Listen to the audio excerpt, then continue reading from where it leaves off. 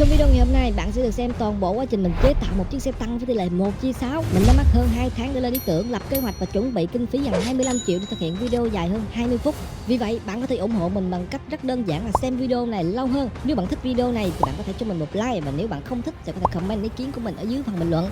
Chiếc xe tăng mình đang thực hiện là mẫu xe tăng chủ lực của Mỹ M1 Abrams. Mình sẽ làm nó với tỷ lệ 1:6 và tích hợp cho nó những tính năng giống với thực tế nhất có thể. Và đây sẽ là một dự án cực kỳ tham vọng cũng như sẽ tốn rất nhiều thời gian của mình. Mình luôn tự suy nghĩ trong đầu là mình có thể làm được cái chiếc xe tăng này hay không, bởi vì nó quá lớn và cái tham vọng của mình quá nhiều. Và mình đang cố tạo ra một chiếc xe tăng thực tế nhất có thể, nên là có rất nhiều lỗi, rất nhiều sai lầm. Và mời các bạn xem tiếp mình đã giải quyết những cái lỗi, những cái sai lầm đó như thế nào, và từng bước hoàn thiện con xe của mình trở nên tốt hơn và giống với thực tế hơn nha.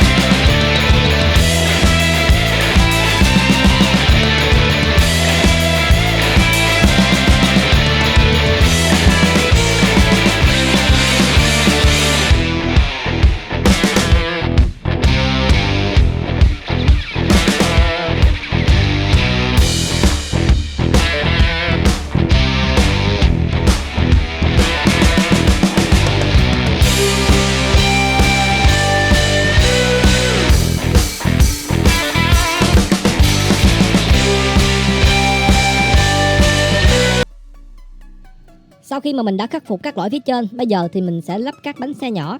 Bánh xe nhỏ thì được cấu tạo gồm 3 thành phần: trục chính, bánh trước và bánh sau. Mình cần 16 cặp bánh như vậy để lắp lên con xe, mỗi bên là 8 bánh, hai bên là 16 bánh. Mọi chuyện đến lúc này vẫn còn đang rất tốt cho đến khi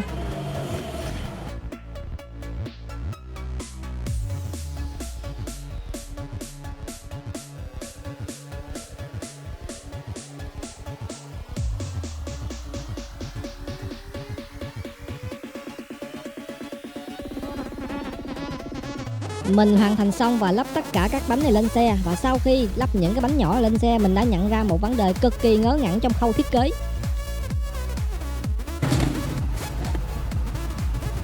Sau khi mà lắp tất cả các bánh lên xe, các bạn có thể thấy là bánh trước nó đụng vào bánh sau, tức là không có khoảng trống nào để cho bánh sau này nó có thể đi hết hành trình của giảm sóc.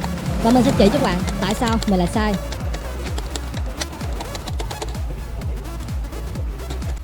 Ở trong phần mềm thiết kế, mình sẽ thiết kế một cái bánh trước, sau đó mình sẽ nhân bản chiếc bánh này ra. Và mình quên một điều, khi mà mình nhân bản chiếc bánh này ra thì những chiếc bánh nhân bản nó sẽ phụ thuộc vào thuộc tính của chiếc bánh gốc. Tức là mình thay đổi vị trí của những bánh gốc hoặc là những bánh nhân bản để kiểm tra hệ thống giảm sóc thì tất cả các bánh này đều hoạt động, nên mình sẽ không thấy được nó đụng vào nhau. Khi chỉ có bánh trước hoạt động mà bánh sau không hoạt động thì nó sẽ đụng. Mình đã quên mất đi cái điều này, dẫn đến cái việc thiết kế ở ngoài đời nó bị sai. Do đó mình đã phải thiết kế lại toàn bộ chiếc xe tăng. Các bạn đừng quên nhấn like nếu thích video này và hãy để lại ý kiến của mình ở trong phần comment, cũng như là bạn muốn con xe tăng này có những công nghệ nào ở phía trong. Hãy comment vào đó cho mình biết, mình sẽ cố gắng đáp ứng đầy đủ tất cả các nhu cầu của các bạn, ngoại trừ chiếc xe tăng này bay và lội nước thôi. Và đây là những video tiếp theo mà bạn có thể xem trên kênh của mình trong lúc chờ chiếc xe tăng này được ra mắt.